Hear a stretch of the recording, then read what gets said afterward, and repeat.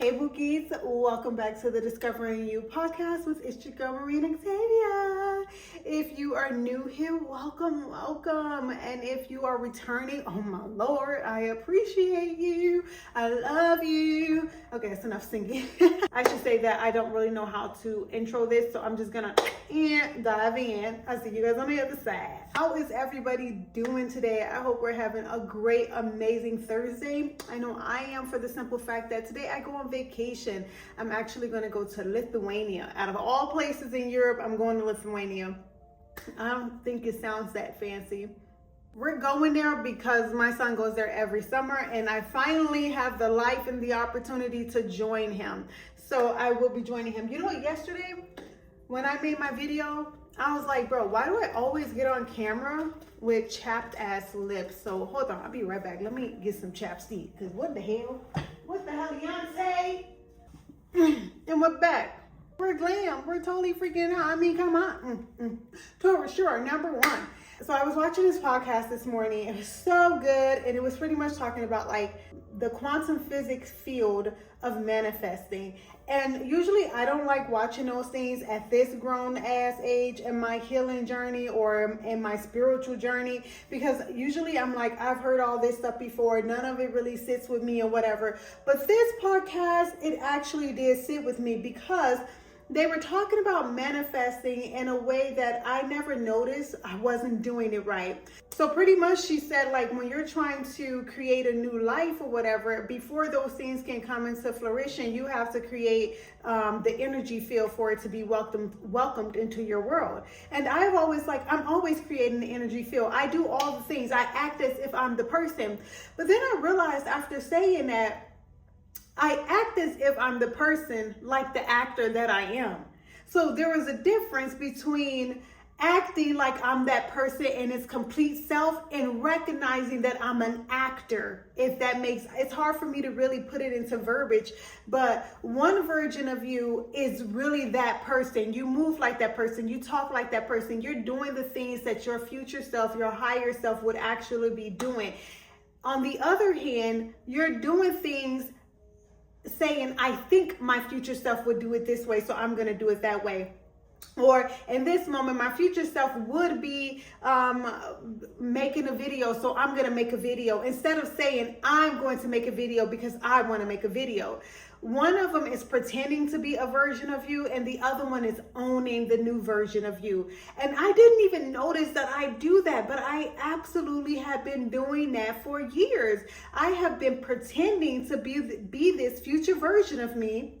And that is exactly why when things don't go my way, or when something bad happens or something different than what I expected happens, I'm easily to be let down, and I'm easily to be pretty much discouraged, because I'm like, here I am putting on this performance and it didn't even work. Well, by me pretending to be that way, that really doesn't change my energy state. Now, it does create some really good habits that I can use that benefits me or whatever, but as far as my core beliefs on what I think is available for me or what I'm calling into my life, those things remain the same, because I'm viewing myself as an imposter.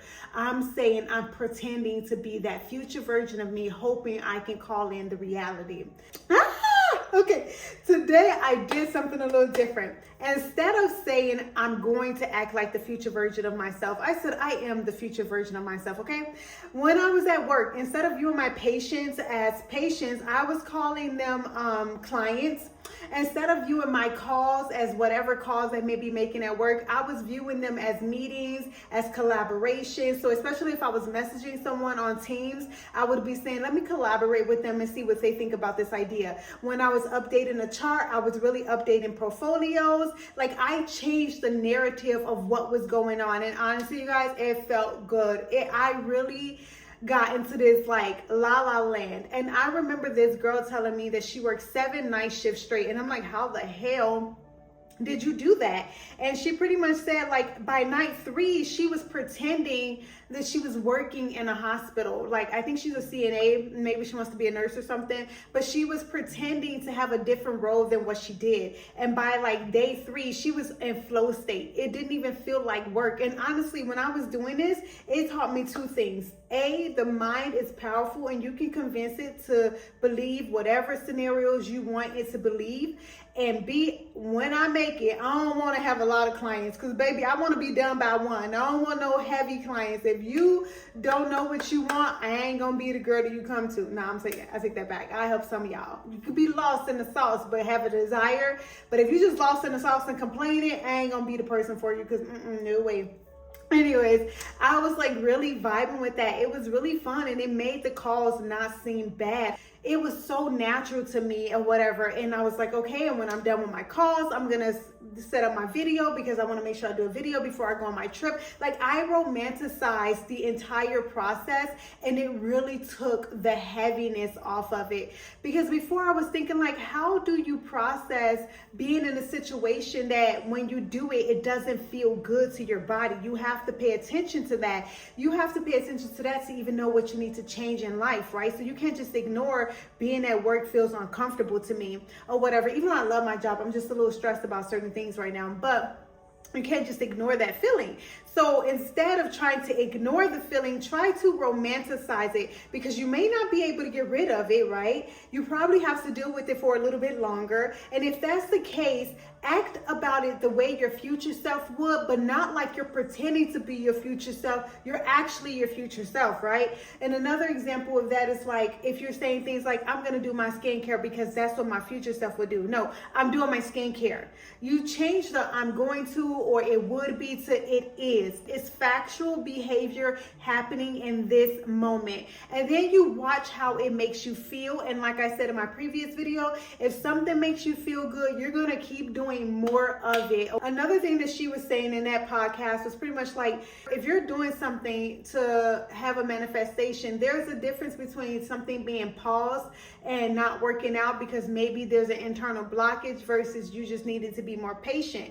And what she helped me understand is sometimes we quit right when things are about to get good because we're like, it's not working, it's not changing. But what you could tell is changing is your internal self and how you deal with things. So for example, if you used to be somebody that got mad really easily and now you're more patient, that's a sign that your manifestation is coming. A sign that is coming doesn't have to be always related to the thing itself. It could be related to how you now respond to life, how you handle things, or how situations work out for you now. May not be situations related to that exact manifestation, but things are just showing up different in your life. And that was really good to hear, because I feel like my manifestations are so big. Like every day I'm elevating them. I'm always analyzing, making sure I'm aligned with them. And the more I recognize what I want, the bigger the dream feels. And with that big context, it's so easy for me to think that is not going to be possible. But the only way it won't happen is if I stop analyzing myself in a healthy way to see if I'm actually aligning and connecting with the energies that I want.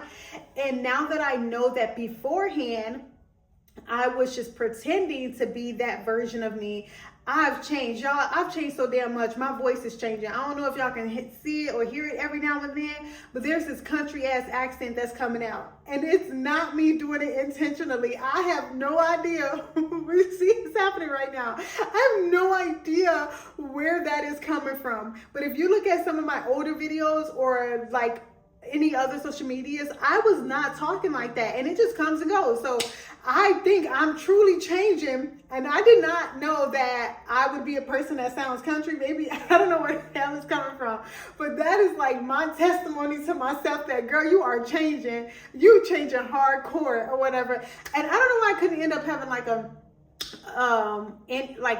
me see what I wanted to say. What type of accent would I prefer? I would prefer like oh, we're going around the town now, do we? I would want to talk like that. I would want to talk like someone, no, let me see, yeah. I would want to talk like, you know, I went to the park with my son and it was quite interesting, and I enjoy those type of things. Like that would be such a much interesting accent to develop. But no, my ass is going to end up sounding like a damn country bumpkin, which is insane. But anyways, you guys, I just came here to tell you that when you are manifesting your future self, it's not enough to just say the affirmations, to journal it, and to pretend to be that version of you. You have to own that version of you. Oh, and another thing she said, people that are successful are the ones who will not quit. I noticed that somewhere I was saying I want this version of me, but I was also saying if that doesn't happen, I guess I'll be here. If you want that, here is no longer an option, okay? I don't care what this is. If you want X amount of money, a certain type of relationship, no is no. I don't have a copy of it with me right now, but I even wrote that in my You're Not Fucked journal and quote book, which is now up on Amazon. It's tea, okay, you guys? But I even put a whole section dedicated to that based off a book that I read called The Magic Shop. It's such a good book, okay? It's about a neuroscientist who learned how to work into the quantum field and manifest his life. And one of the things he had was an absolute no. If something didn't align with his goals, if it wasn't what he wanted, he did not sustain to it. He did not accept it. It was a hard no. And that's how it has to be when you're going for your dreams or your goals. You have to have a hard no. There is no going back. There's no such thing as I won't grow. There's no such thing as it won't work. It's no such thing. The only option is to get better and better and better. So that's why I came here, because that's something I discovered today on the Discovering You. I discovered that I was pretending to be this future version of me instead of being this version of me. And when you're pretending, you're also pretending the energy that you're putting out, and it's not going to work the same.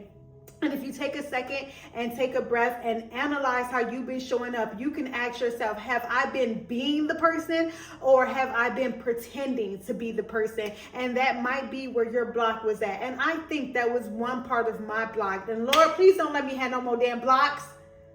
Because what the heck? Every time I learn something new, I'm like, damn, I got to fix that too. What the hell? Heliante. I hope all this made sense. It did in my head. And I will see you guys in the next one. Please like, comment, and subscribe if you got this far into the video. Bye. See you in the next one.